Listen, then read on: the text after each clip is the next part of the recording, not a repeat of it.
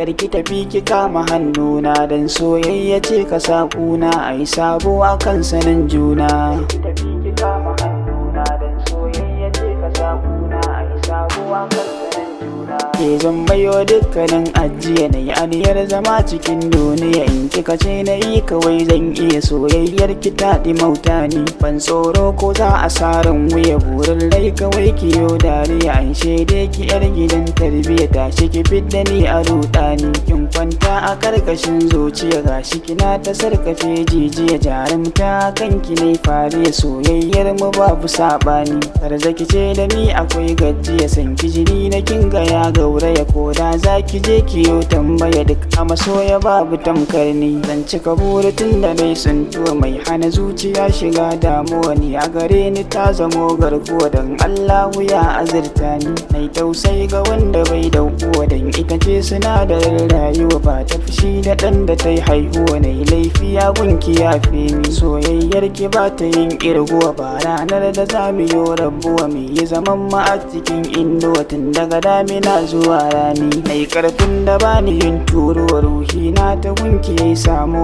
wanda ya kishi ya fada ruwa kimin sanda babu kaulani ba wani wanda zai yau so fariya tarihinsa har kasar indiya in ya kira ka bi shi har saudiya labarinsa zan rubuta ni ne halimin ki so na iya sun shaida kan ki na sha wuya har abada da san ki zan tafiya ba ranar da zan yi alhini ke a gare ni sai ki yau tausaya san ki wuya na kinga yara taya a jikiran ki dole in waiwaya kan haka dole ma a kyale ni na rike san ki ne a raitin jikin hana zuci kwanciya lafiya ke na gani a lokacin kin tsaya kowa ma ya so ki balle ni Allah ya yi da shi saman kalluwa gun suna kuce da shi kai nuwa ta yi tsiran da ba ta yin turuwa wannan hikima ta rabbani kin san ni da ke akwai jituwa ke ce wacce zan kira yar uwa kin fi kuɗi abokiyar rayuwa yau ga ki zai makanta ni ciwon so yana ta yin karuwa tun asali ta san ki nai yan tuwa ko da za a ce da ni shawuya hauna ce take hukunta ni.